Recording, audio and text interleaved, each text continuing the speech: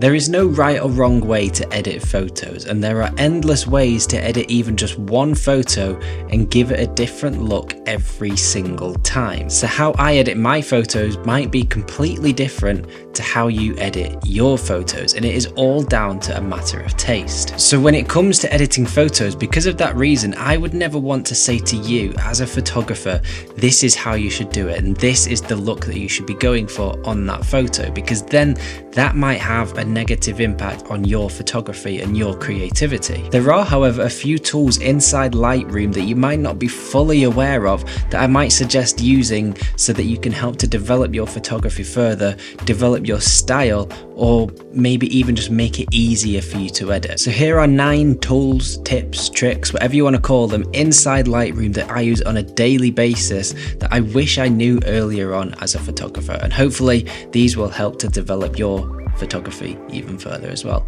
No pun intended. Do you remember when we had to actually develop our own photos? Like actually go to a physical shop, leave your camera at that shop, come back and you'd have an envelope full of folders fully developed.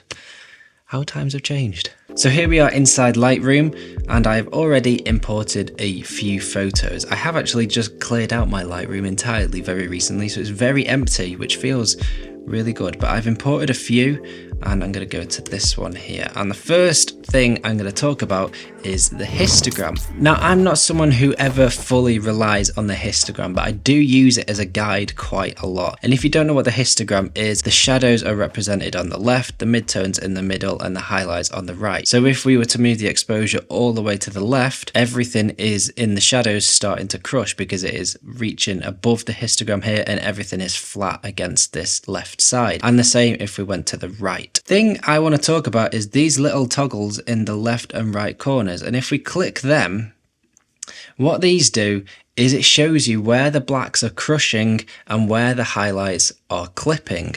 So as you can see here, we've got some little blue marks on the photo. They're not actually on the photo, they're just guide marks. So if again I move the exposure, these will increase as the photo is getting darker. You no detail in those blacks at all because it is showing you that those blacks are completely crushed. As we go to the highlights, you can see where the highlights are completely clipping and there is no information in that part of the image anymore. Basically what that does is it allows you to balance your exposure and it gives you a bit more of a visual cue on the actual photo rather than kind of pushing and pulling and guessing. You can actually physically see where you're clipping and crushing your highlights and shadows. Really useful. Now that brings me on to the next thing, which is using masks, and masks are incredible. So what I'm going to do is I'm very quickly going to put a rough edit onto this photo using one of my presets. They are linked down below if you want to go and check them out. I'm just going to use the cool greens one. I would never use a preset as a final look. You're always going to want to be making little changes to it. Okay, I think we'll just go with that for now. So we've gone from that as the original to that as a very rough edit, but as you can see it looks very flat, and to be fair, the weather on the day was a bit grim, so there's not really much shape within the light, but that's where we can change things with masks. I'm going to grab a linear gradient and I'm just going to drag it up here, and we're just going to reduce the exposure just a little bit, maybe reduce the contrast to make it a little bit less obvious. Grab a brush tool and I'm just going to roughly brush over some of the darker parts of the image, so around about the trees, some of these rocks on the right hand side, those mountains in the distance, and obviously you'd spend much more time on this if you were doing it properly. I'm just doing it very quickly, and then I might reduce the exposure just there a little bit. Might grab another brush tool and just highlight some of the water, and this is the same as if you were doing something like a dodge and burn inside Photoshop. Gonna increase the exposure on the water just to make it pop a little bit, and as you can see, as we turn these masks on and off, it's just made a subtle difference and it's added a bit more depth into the image. The idea behind this is to just shape the light in the photo a little bit more, but you can go even further. You could then select maybe the sky if you wanted. I'm going to come on to this in a little bit because there's something else I want to talk about when it comes to this. That is what masks are for. I've done a very quick example here, but they are so useful. And if I just show you on this image quickly as well, I've added a few more masks where I've selected just my skin tones, I've selected the background, and I've even added a little bit of haze into the corner to show where the light was coming from. And if we turn them on and off, you can see the difference that it has made just by selecting those masks and then making tweaks within those masks. But on top of that, there's also further masks you can use. Maybe you want to use a color range and you can select a color and then make tweaks to those colors and luminance ranges as well. It's really, really useful. But the next thing I want to talk about is intersecting masks, and this is game changing. So for example, I've got this selection of my sky here, but as I make the changes to the sky, it's obviously going to make changes to the whole sky. I don't think it really looks that natural. If you look around here, around the top of the mountains, we get this kind of weird effect as the sky around it changes. So one thing you can do is then click these three dots next to the mask, hit intersect mask using, and I'm going to select a linear gradient, and on top of that sky gradient, I'm going to drag a linear gradient here, just along the areas that I want to affect. I can reduce the exposure of the sky, but it is only going to do it within that linear gradient. So it's not going to make changes to anything else. So I could drag it right down here. I obviously wouldn't do that because again, we've got that same effect, but it won't make changes to the rest of the image because it is only using it within that sky selection. And that is really, really useful because now I can just add a gradient to the sky and it looks much more natural. It's really useful feature to have, and it just allows you to shape the light even more within your photo. This is a nice quick tip. If you are going to be sharing your images to social media, they're quite often going to be seen with either a white background or a black background on Instagram, depending on which phone theme people are using. When you're editing inside Lightroom, however, everything is dark grey. It's on a dark grey background. So what you can do is change the background that you are editing on. So maybe you want to see what it looks like on a white background or even a black background, and it just allows you to view your image in different ways so you can see if you want to make any further changes to it, and you can see what it will look like when you maybe print it with a white border or show it on social media with a white background. Another quick tip is for sharpening your photos. If you sharpen your photos and use this slider here, you're going to be sharpening the whole photo. Now obviously again, I wouldn't go this extreme, I'm just using it as an example, but if I wanted to do that, that is going to be affecting the whole photo. What you can do is use this masking tool here, and even better, if you hit option and then slide the masking tool, you can see the parts of the image that you are going to be affecting. So where it is white, that is where you are going to be sharpening the image. So say I only wanted to sharpen around my face there. Now, as I slide the sharpening tool, they are the only parts of the image that are going to be affected because we've added that mask on top.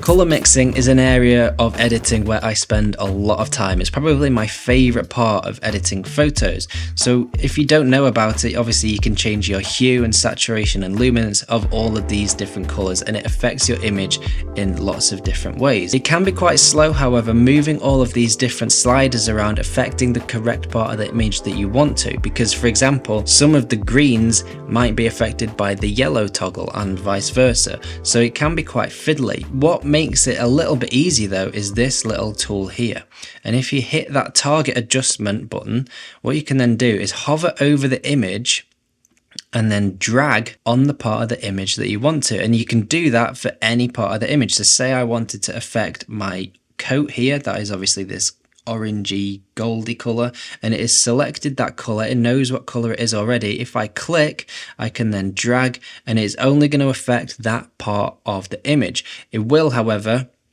do it for whichever one you have set here at the bottom. So if I have luminance selected, it is going to select the luminance, and it will affect other parts of the image that are that color. So you can see it is slightly affecting my skin tones as well. So you got to be quite careful with this still, but it just allows you to be a bit more targeted. So let's say I wanted to add a bit more saturation into my coat. We'll do the same again, but to hit saturation and drag on here, And there we go. But again, it has affected my skin tones, but that is where you could then go into masks and select that skin tone and then reduce the saturation in my skin that way. But that is just a nice, quick, easy way to do targeted adjustments rather than fiddling around with the toggles on the right, because you know exactly the part of the image that you were affecting. Geometry tools inside Lightroom are a game changer, especially when you are taking photos that have straight lines in. And for example, I do a lot of real estate photography at work, so I've just stolen a photo that I've taken at work to show this as an example. But as you can see here, all of our lines aren't quite straight. I took it as straight as I possibly thought I could when I took the photo. They now got it in Lightroom, it is a little bit wonky, and only slightly, but we can fix that. So what we can do is go into the crop area and hit the geometry button,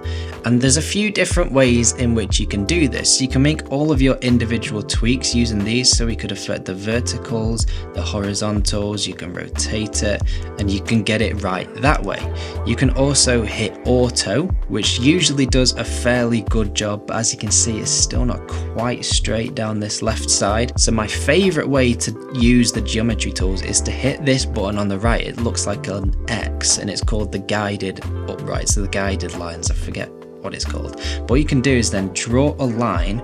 So let's say we want to use that wall there, and we want to use this wall here, and then it will make those two lines parallel, and you can do the same with the horizontals. So let's select this tile line here, draw along there, and we're going to choose another horizontal line. We'll go with this line at the top of the wall here, and there you go. Everything in that image is now perfectly square, and it looks much more pleasing to the eye. But the aim of this is just to make everything perfectly square and horizontal, and using those guided tools, it makes it so easy. AI is a big topic of conversation at the moment, and Lightroom slowly keeps introducing AI features into it, as is Photoshop as well. And one thing that has recently been introduced into Lightroom is AI Denoise, and this blows my mind because it pretty much means that you don't need to think about ISO when you are shooting now. Obviously you need to be careful still, there is still a limit to it, but you can shoot at some really high ISOs now and get some brilliant, incredible quality images. This one, for example, is a shot I took at Chester Zoo. It was really dark in there. Let's have a look at the settings I've used. I was shooting at ISO 6400. It was taken at f6.3, which is the widest I could go on my 100 to 400 because it is slightly variable. And as we zoom in, you can see all of the noise that we have in this image. A few years ago, as much as I like this image, I probably wouldn't have used it because it is quite mushy. Now, what we can do is literally, with a click of a button, hit denoise, and this is much better than the manual noise reduction features that you used to have. It will pop up with this box and it will give you a preview. I usually leave it around 50. If you go further, then it looks a bit too processed, if that makes sense. But I'm going to hit enhance, and then Lightroom will do its thing. And that new image that it creates as well is a DNG file, so it still has all of that information in it, so that you can go and make as many edits as you want to. So you can maybe add on another one of my presets, which are linked down below. Do exactly what you would do to a normal raw file. It just looks slightly cleaner than it would do with all of that noise. The final thing that I just want to mention very quickly is learning different shortcuts throughout Lightroom, and there are loads of them. I'm not going to go through all of them. My favorite one, however, is just being able to move the photo into Photoshop very quickly by using Command-Shift-E. It will then open that photo up inside Photoshop, and you can make your tweaks to that specific photo. Let's say, for example, I want to remove this branch here because it is very distracting. Generative fill that. We'll get rid of that branch. We're making the tweaks to that photo inside Photoshop. So we've got rid of that branch. I can now click X, click save, mark, discard, OK, and then when this one pops up, hit don't save, and then that will kick that photo back into Lightroom, and then you can carry on with your original tweaks. But as you can see, we've quickly got that photo into Photoshop using shortcuts from Lightroom, got it back into Lightroom, and now we can go and make those tweaks that we want to. So there's a few tips within Lightroom that I use on a daily basis that will hopefully help to develop your photography and your editing style even further, or maybe even just make things a little bit easier for you. So that's it for this video. Don't forget to hit subscribe, and if you want to know even more about editing inside Lightroom, I recommend you watch this video next, and I will see you.